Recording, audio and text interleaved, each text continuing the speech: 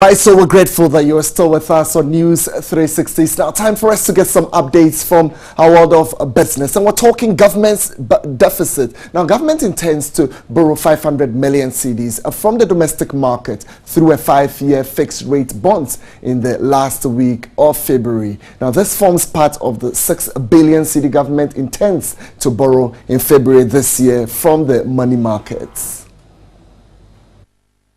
According to the issuance calendar for Government of Ghana securities for the month, aggregate borrowing is expected to be more than 6 billion cedis. Government, according to the calendar, is expecting to raise 3 billion cedis and 2.1 billion cedis by issuing 91-day and 182-day T-bills. Further, the plan is to raise 120 million cedis and 300 million cedis by issuing 1- and 2-year notes respectively. The 91-day and 182-day bills would be issued weekly. The 1-year note, which will be issued every 2 weeks, and the 2-year note monthly, will be opened to non-resident investors. The 5-year fixed-rate bonds will be issued in the last week of the month through the book building process. Away from the bond market, let's move on to the maritime industry. And here by July 1 this year, Ghana will join over 100 maritime nations to implement the new container weight verification. The regulation is to check overloading of cargo into vessels, which had over the years caused several accidents at sea and inside ports. Josephine Frimpong, my colleague, has been finding out more in this particular story. She has the details. Accidents on high seas and inside seaports across the world have increased, compelling the International Maritime Organization (IMO) to ratify the Safety of Life at Sea Convention. This convention was drafted in 1891 by the World Maritime Body.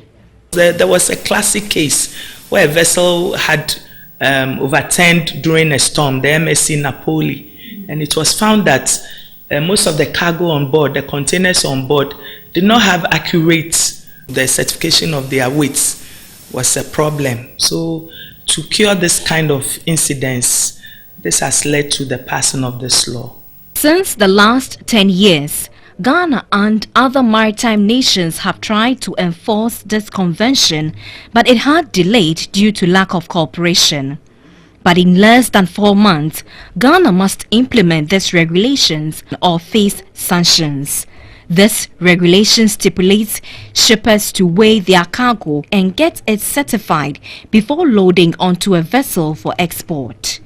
This operation must be regulated and implemented by a body with a well-equipped agency. These and many other structures have not been implemented, and that is a source of worry to the stakeholders.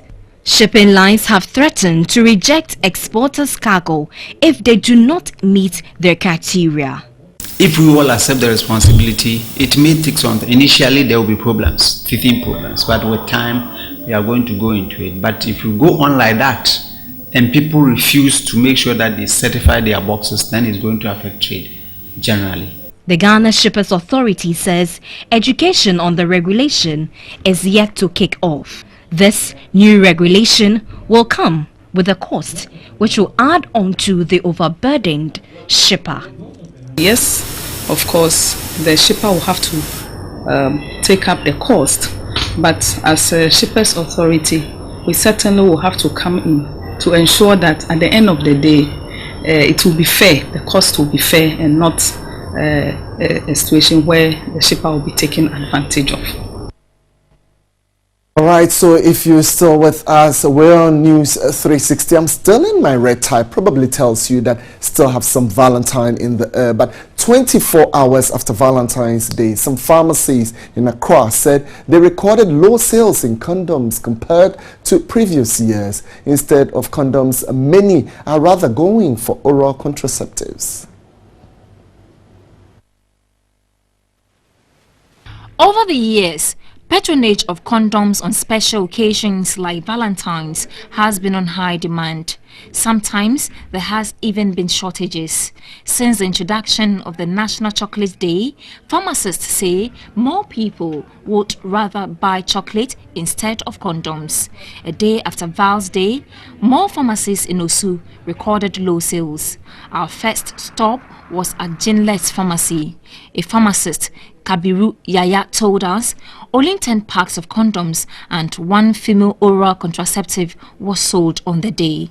Demand for condoms, according to him, has dwindled over the past 2 years.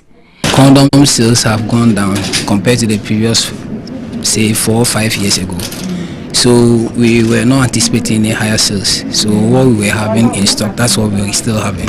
At the Rich Court Pharmacy, Gideon Amewonu also lamented about the low patronage as the usual empty condom shelves after February 14 was missing. There was, however, more demand for female oral contraceptives. Yeah, just because this very one was on Sunday, assuming it was on, say, Saturday or any other day, especially on Friday, you will say it's going up.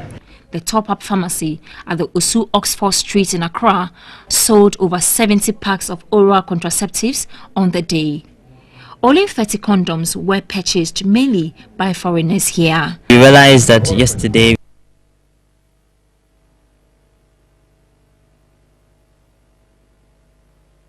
that's quite cheaper. This one we have a few coming in for the contraceptives, but not that much as yesterday. Several other shops, including Total Mart, also in Osu, sold less than 3 packs of condoms on the day. I have not enjoyed with summer whereby I will just, it is Valentine, I'll go and then buy condom. But if you were in the Upper East region, will you have bought condoms for Valentine's Day? Actually, well, I will do it. So always be a talk condom, you know, it means I said the share Valentine's Day and Saturday. Always be a talk. And how Toby? Oh, and man Toby mum, but me will be more special ones will go be brave. Unlike previous years where there has been some awareness on the use of condoms on days like Valentine, the Ghana Health Service says the attention has shifted to the promotion of Ghana-made chocolate. Perhaps more people prefer buying chocolates and female oral contraceptives on Val's Day now instead of condoms.